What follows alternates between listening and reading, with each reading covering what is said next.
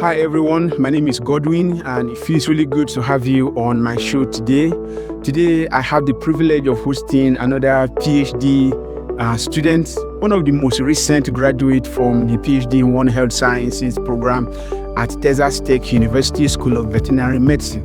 His name is Tomas and he generously accepted to be on our show today, and he's going to share his experience about his PhD journey, the ups and the downs, the lessons learned, and the advice that he would love to share with those of you out there who might be contemplating enrolling in a PhD program. You know how we do it, nothing deep, just friend-to-friend conversation, a chit chat, to help us learn, unlearn, relearn, and improve ourselves in areas that we need to improve.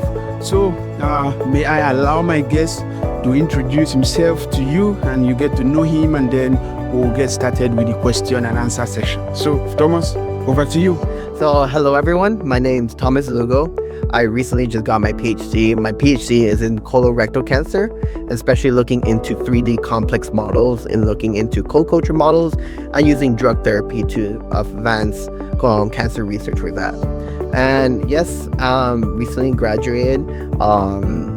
I have a lot of up and downs in my PhD. Of course, we could go into this, but it was a really good adventure, I say, my PhD journey. But thank you everyone for attending. So Nice. So how do you feel being a PhD graduate? Your 4 years or 3.5 years of pursuit ended successfully last month, and I attended your defense, and it was mind-blowing. Like, I just had to listen him to Thomas as he was presenting, his research output, and we just have to listen because he was so knowledgeable about the subject matter that he spent 3.5 or 4 years of his life, studying and researching on here at the School of Vet Medicine. So Thomas, how do you feel now that the work is over, and what lies ahead for you? well, I feel really good, right? Like, it was a really good journey. And of course, for me, especially me, I have a unique circumstance in my PhD because from my undergrad, I was always a domestic student. So I was been here from Texas, from El Paso, Texas, all the way to Lubbock, Texas, to Amarillo, Texas. And my research was all over the place since my undergrad. So my undergrad, I was working with quail, birds, more likely. And then after that, I realized I wanted to do more human side, and I got my master's in molecular pathology. So from there, I was really interested in more into genomics, molecular pathways, and going into that. And then that's where I worked into like MD Anderson. I worked at Memorial Hermann. So that's where I got a lot of experience, especially in Houston realm and Houston area. And after that, I did my PhD. And my PhD was actually connecting both of my really good aspects that I would love to do, is like working with animals and also bridging the gap between humans.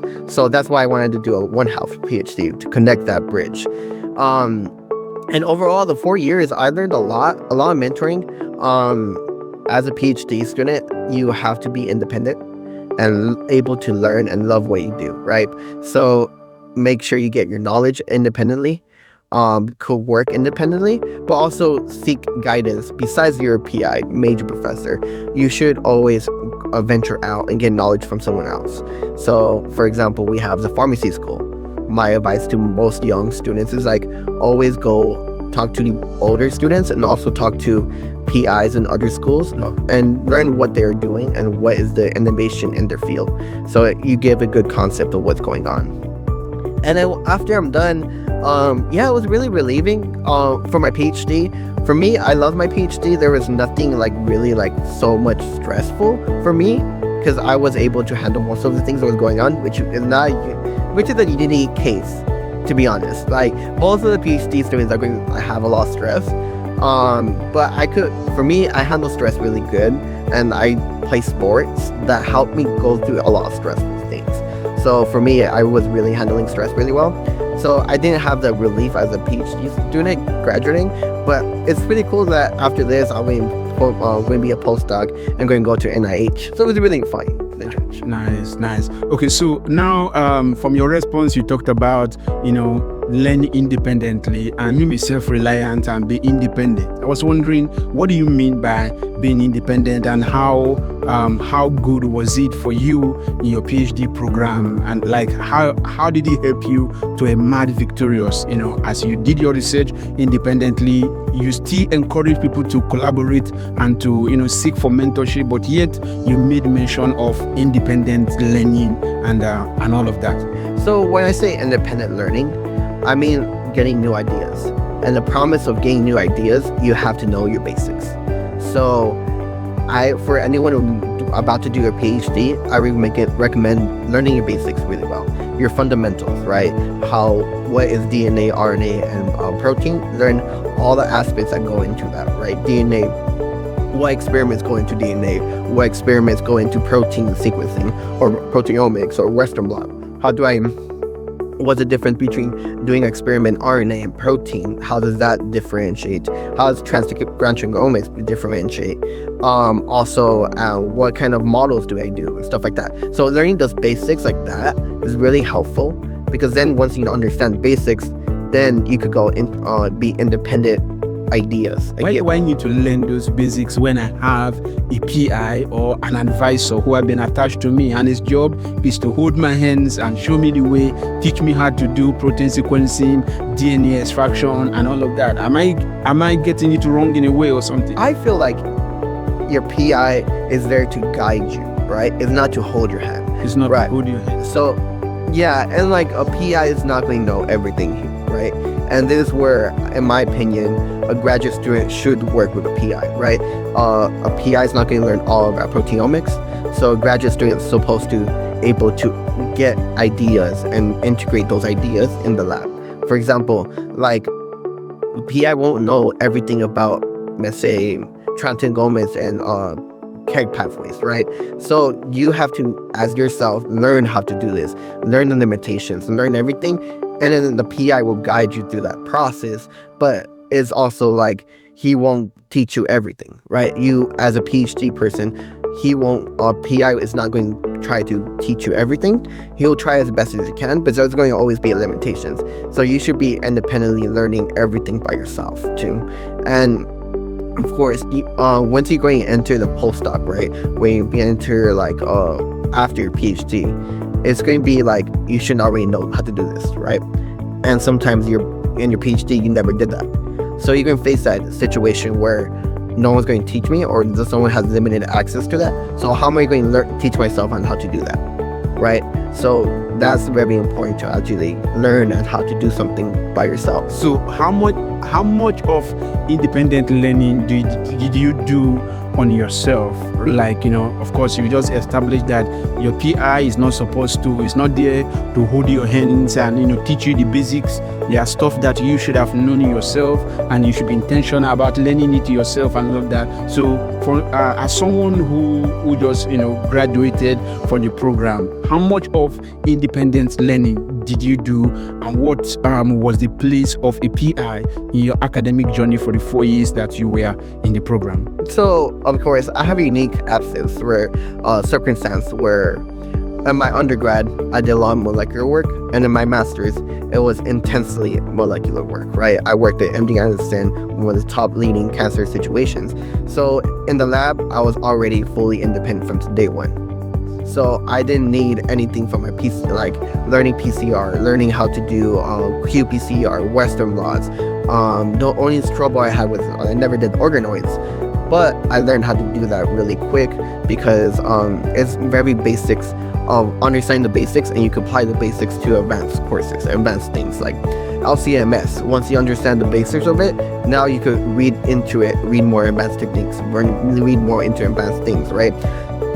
So that's the thing, like, if you understand the basics of fundamentally really well, then I could apply that to other things, right? Especially like your chemistry, your biology, like, for example, a benzene ring. How does a benzene ring affect your experiments? Why does having an oxygen group affect your compound? Get me? Learning stuff like that, even though you don't directly learn it, you learn trends and aspects of that, and you actually understand it. And then with reading more and more with it, you get to understand it really well. And then before doing any experiment, my advice is actually read upon it Yeah. and understand the experiment before you even start Or it. even started it. Yeah.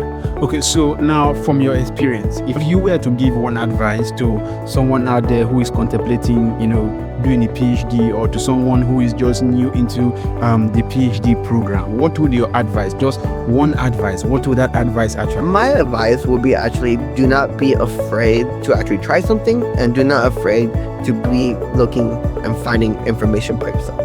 That's my advice. Be independently, and also reach out independently, right? So as a PI, I'm not going to ask you, hey, could you go out and ask Dr. blah, blah, blah, right? Doctors, whoever, about this information. As a PhD student, especially when you're junior, senior, maybe even better if you're sophomore, even for, not sophomore, but even earlier stages, right? It's better off you being more independent, seeking knowledge, than your PI saying, go talk to this person. You have tried to gather that knowledge, which looks very good because you're able to be independent. And that's very important, in my opinion. Be independent. And also, if you don't understand it, then that's when someone else should come and try to guide you through it. But trying it out by yourself. Awesome. The next question I have for you, Thomas, is, you've said a lot about, your PhD journey and what you did and the background that you had before, enrolling in the program. I was wondering if there was a unique one behind your presence in the PhD program. As per, why did you decide, of all that you knew previously, why did you decide to do a PhD? And, what is your end target? Like, what did you want the PhD pursuit to actually achieve for you personally and all of that? So, my reason why it started way back from I was a kid, right? As a kid, I was a very curious person. I was always trying to figure out minute things. I'm learning a little something small, right? I was a kid playing with the microscope when I was a kid, or with magnifying glass, looking at ants and stuff like that. So I was always a curious kid. And then when I started college and undergrad, I started my research, right? And then my research was in animals, and I always wanted to be of animals. And when I was beginning, I wanted to be a veterinarian. But I realized the veterinarian route wasn't very geared for me. It was more we already have this established protocol. So do the protocol, right? I'd rather make the protocol. That was for me, making and being an innovation and being a scientist and making new things. So that was the real, and I wanted to do that. So I did that in my master's. With my master's, I did clinical. Okay. So I did more clinical pathology, clinical stuff. Went to MD Anderson, and I was working pure clinical. And also, most of the protocols in humans is already predefined. So it was okay, I want to do something that bridges animals and humans, and also bridges my curiosity of bridging both. So that's why I did a PhD, especially in One Health, with animals and humans, bridging that gap and understanding new innovations, new techniques to both areas. So that's why I wanted to do that. So looking at what we've done so far, what problem can you say your 4 years of commitment actually address in the society, or what tangible contribution did your PhD make, and how is it actually going to make life richer, fuller, and better for humanity? So what my aspects of my PhD is actually looking to cell-to-cell communication. So basically how cells talk to each other. And my realm is cancer. So in cancer, cells don't really want to talk to each other. They try to not talk to each other. So one drug that we created was actually making these cells to communicate to each other. And in that aspect is able to, communication allows death signals to be more active. And this plays a big role in cancer development, right? So if you're able to tell one cell and another cell to die, that drug works more efficient. So you're making a more efficient drug with a compound of, especially of cell-to-cell communication, more into gap junction. But yes, my PhD was looking into advanced models of replicating the tumor itself and using cell-to-cell communication drugs to increase the lethality of a drug. Yeah. But that's what mainly I've done. That sounds like a very fantastic innovation that you actually introduced to the field of knowledge. But the question is, after these 4 years of your pursuit, do you feel fulfilled? Yes, I actually do feel fulfilled. There was a lot of things that I have done, a lot of mentorship that I had. Like I had 2 vet students that was under me. There are 2 now first author publications. With one with Caden, he's doing what's called equine project that already is in preparation, and then Marshall is already submitted and going through the second round of revisions. And they're both really fun, really good students, and really smart students. So that was really fulfilling of educating the next scientist. And then also like understanding new skills, new techniques, and like learning from really good people like Nobel Prize winners and A's and American Cancer Research conventions, and learning these people and understanding their research, which is really interesting. And like I never thought I would be there, so it was really fulfilling seeing this happen. Great. Like second to the last question. Okay, no worries. Yeah, second to the last question, Thomas. More often than not, it is often said PhD students don't have a life. So I was wondering, did you have a life in your 4 years of pursuit? Oh, like I think a PhD, in my opinion, should be relatively fun. If you like to do what research is and science is, you spend a lot of time in the lab, of course. Like sometimes you can have 16, 17-hour days. That's just how the dice rolls sometimes. But also other times where I had a 4-day vacation, went to Yellowstone, went to Dallas, went to all this stuff. It's like having a balance, right? And you're supposed to have a balance, right? How did you create a balance for yourself? For me, I realized like once I'm getting stressed out, I could really tell I'm stressed out. So that's when I like, okay, finish one I have to do. There's a deadline, okay, I have to read that deadline. Let's know what's about it. But if I don't have a deadline, and the deadline's a little bit far away, I'm like, okay, I'm going to take 4 hours, 3 hours to do something I love to do. Yeah. So for a lot of people, it could be music, sports. For me, it's basketball. Other people will be like playing chess, or other people doing something. So just find something that you do not have a focus on, so you could get lost in, right? For me, it's basketball because I like the uniqueness of basketball. But that really helped me. Some people swimming, right? Swimming, stuff like that. So when you feel stressed, take 1 hour, 2 hours of your day and do that. It's because that helps you de-stress. It's always important to de-stress. Jobs, anything you do, there's going to be stress. There's going to be stress, there's going to be politics and stuff like that. So just realize your body needs some time and relax. So it takes like 2 hours, 3 hours, relax, and go back to it, right? So we're not machines. We can't work 100% all the time, but there is going to be difficulty in the PhD, right? You're going to be times where like I can't do this. You have to push through it. Push through it. Once you push through it, you could take a break. Did you have any moment in your PhD journey where you felt like quitting? No, actually did not. There's times where I've done 16, 17 hours of experiments. That wasn't really due to my fault, my planning, but it was... Experiment came out good? Well, sometimes it didn't come out, right? And that happens, right? You work 16 hours, no results. At that point, you know what? I'll play basketball. Like, if I restart the experiment, it's going to be messed up again. So might as well go sleep, play basketball for me, and then wake up in the morning and be like, okay, now I feel relaxed. Think about what happened. So learning to relax and de-stress and coming back to the problem really helped me. Yeah. So great. And I know so well that your PhD journey comes with lots of responsibilities, lots of demands, and so many things to multitask on. Yeah. Are there tips and strategies that you use to help you manage time effectively and to keep up with your schedules and all of that? If you know who I am in a way, is that I'm a very sporadic person, right? When something pops up, I quickly decide, is it an important task for me to do at that moment or not? If it's not an important task, then I put it aside and put it in my schedule. If it's an important task, then I'll do it right then and then. You get me?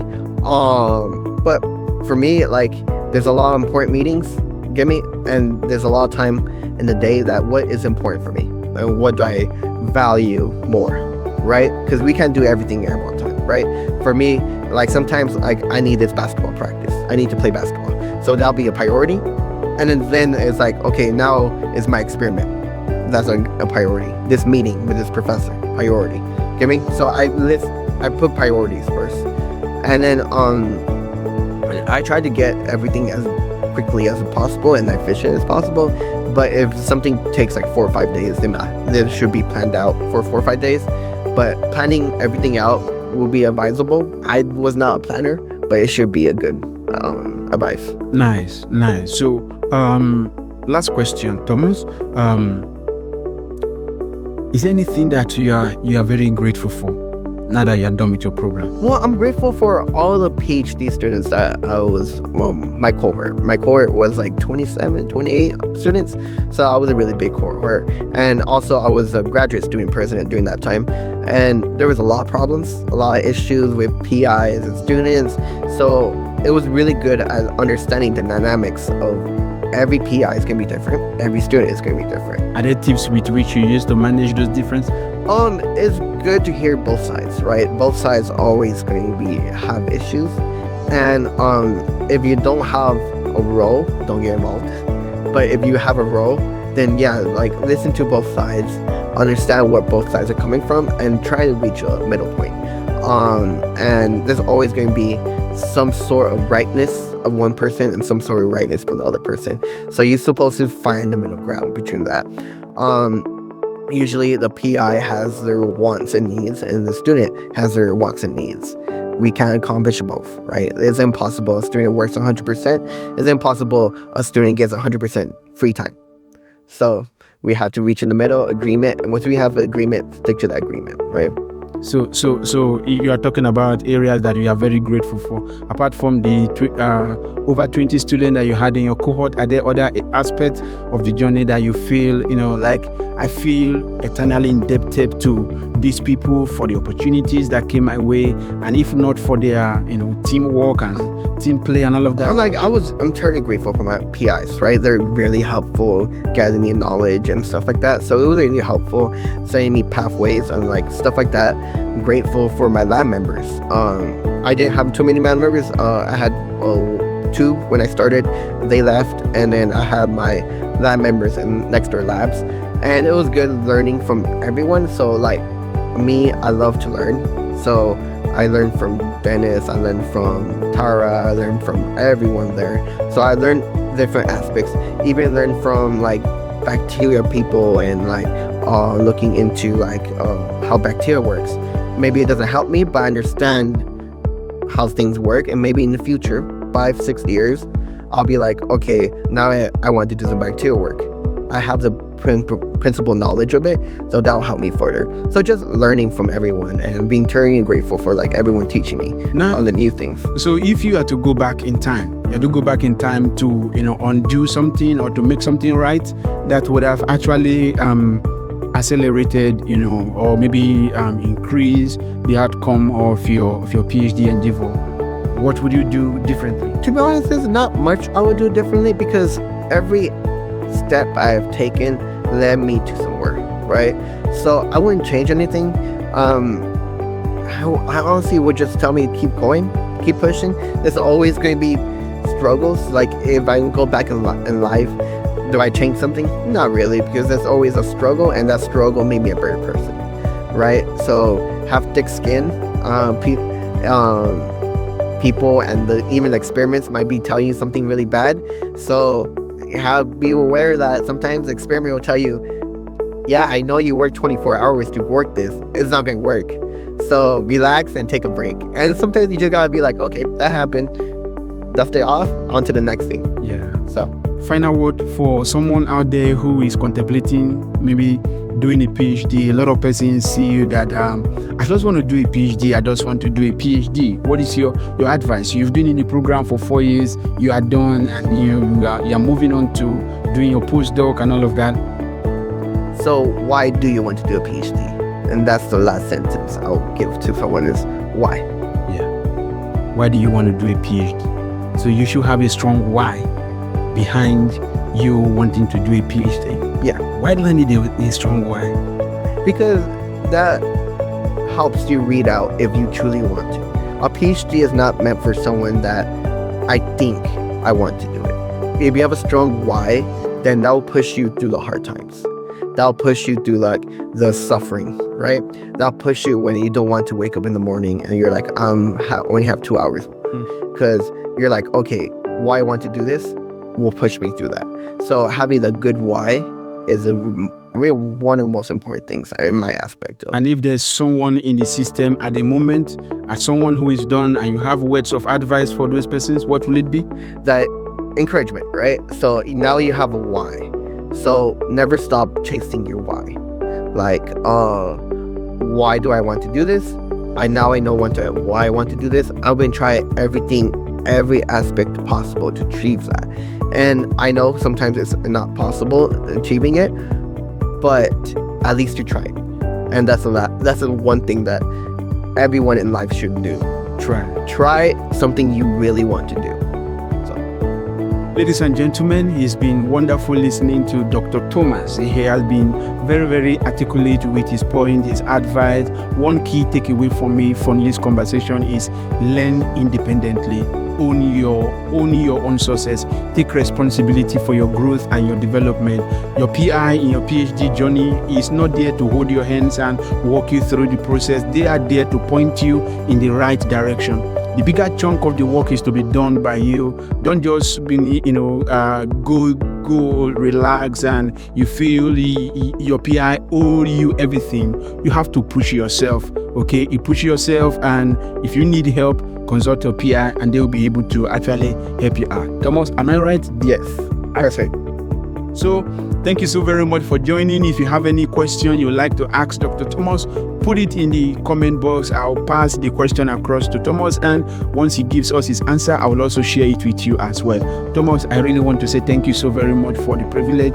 It's been wonderful listening to you, sharing and blessing us from your wealth of knowledge. We wish you all the best, and in your postdoc, we wish you success. And probably when you are done with your postdoc, probably you become an associate professor, or you go into the industry, or you engage more in mentoring the next generation of scientists. Good luck and happiness should be your portion. Okay, thank you so much. Thank you. Have a good one. Thank you for having us. Thank you for having us. Yeah. Bye for now.